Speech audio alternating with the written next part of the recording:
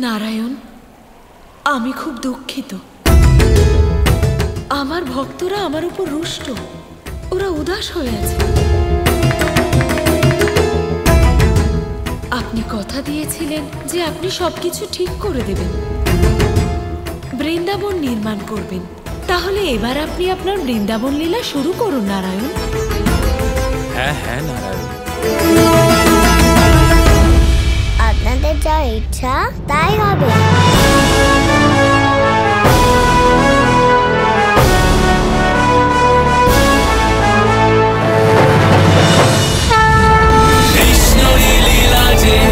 কৃষ্ণের মহিমা যে, কৃষ্ণের গৌরব ধর্ম সার যে, কোনে কোনে কায়া যে, কৃষ্ণেরই মায়া যে, জনম উদ্ধারের অবতার সে। কৃষ্ণেরই লীলা যে, কৃষ্ণের মহিমা যে, কৃষ্ণের গৌরব ধর্ম সার যে, কোনে কোনে কায়া যে, কৃষ্ণেরই মায়া যে, জনম উদ্ধারের অবতার সে।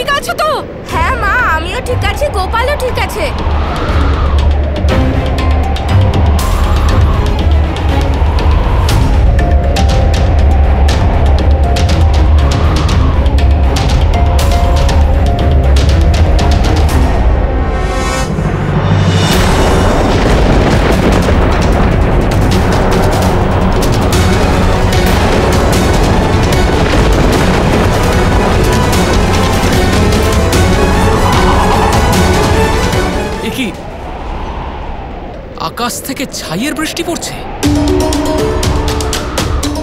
এসব কি হচ্ছে আর্য? এরকম তো আগে কখনো হয়নি। একদিকে গোকুল পুরো ছাই হয়ে গেল, আর এখন ছাইয়ের বৃষ্টি। জানি না যশোদা, এসব কি হচ্ছে এগুলো?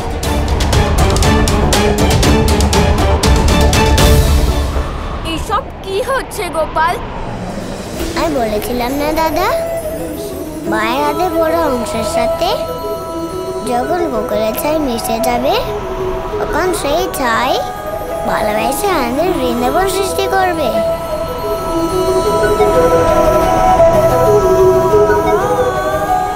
সেই স্থানে মায়ের মতো পবিত্র ভালোবাসা থাকবে। সেই জায়গা মায়ের ভালোবাসা মতো সুন্দর হবে। সেই জায়গা গোকুলবাসীদের চাওয়া বরের জন্যই গোকুলের থেকেও বেশি সুন্দর আর পবিত্র জায়গা হবে।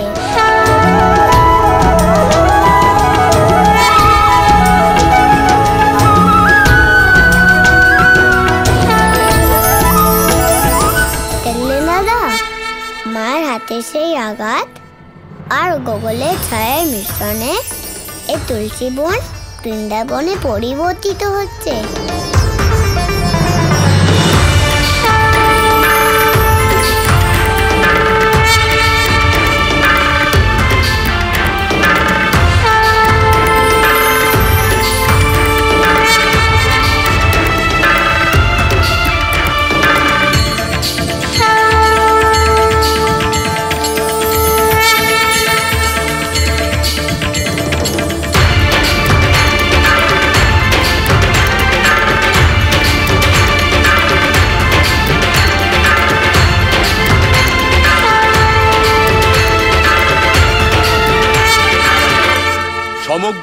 ব্রহ্মাণ্ডে এর থেকে সুন্দর স্থান আর কোথাও হবে না।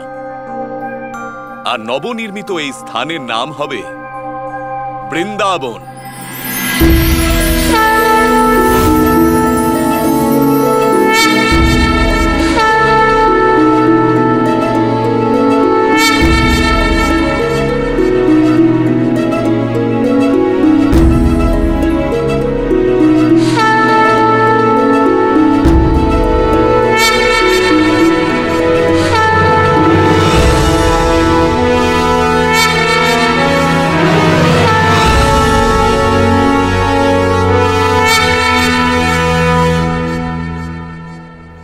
ব্রহ্মাণ্ডের হৃদয়ে এই সংসারে যে শ্রীকৃষ্ণকে খুঁজবে তার দর্শনের অভিলাষী হবে, সে অবশ্যই একবার বৃন্দাবনে আসবে। কি সুন্দর দৈব আর অদ্ভুত দৃশ্য। কোটি কোটি ধন্যবাদ নারায়ণ।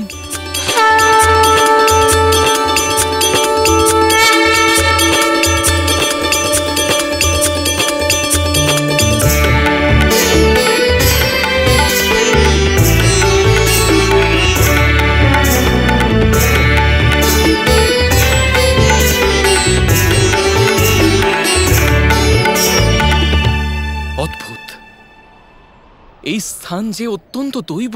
আমরা তো এখানে আশ্রয় নিতেই পারি। গোকুল ছাড়া এত শান্ত আর সুন্দর জায়গা আগে কখনো দেখিনি। আমরা এখানে আশ্রয় নিতে পারবো তো আর্য? হ্যাঁ যশোদা। কিন্তু আমরা কি এখানে কংসের থেকে সুরক্ষিত থাকবো? ওই নিষ্ঠুর কংস কি করবে সেটা তো কেবল নারায়ণই জানেন।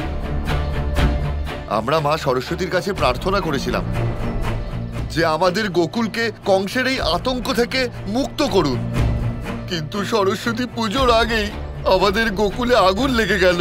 দেখুন, আপনারা সবাই নিশ্চিন্ত থাকুন, যা হবার তা হয়েছে। গোকুল নষ্ট হওয়ার জন্য আমারও দুঃখ হচ্ছে, আর এই কষ্টটা সবসময় আমার মনে থাকবে। কিন্তু মা সরস্বতী আমাদের উপর কখনোই রুষ্ট হবেন না। একবার ভেবে দেখুন তো, যদি আগুন লাগার সময় আমরা সবাই যদি গোকুলেই উপস্থিত থাকতাম তাহলে কি হতো?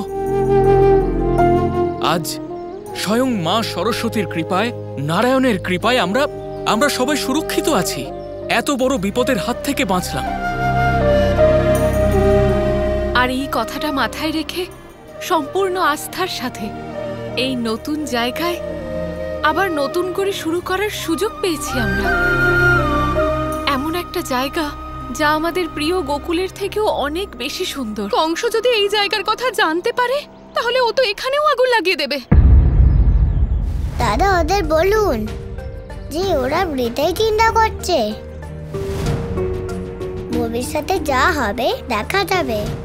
কিন্তু এখন এরা এটা ভুলে যাচ্ছে যে এরা মা সরস্বতীর কাছে যা চেয়েছিল তা এখন ওদের সামনে উপস্থিত। ঠিক বলেছ গোপাল, আমি এক্ষুনি ওদের বোঝাচ্ছি।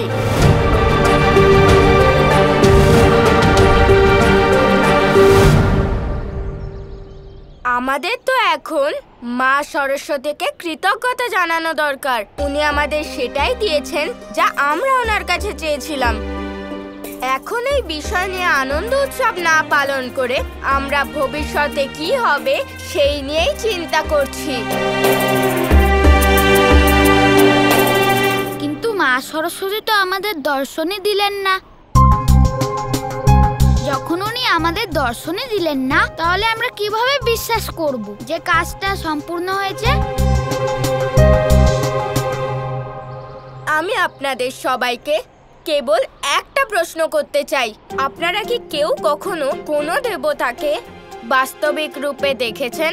যদি নাই দেখেন তাহলে কি আপনারা এটাই বলবেন যে ভগবান বলে কিচ্ছু নেই?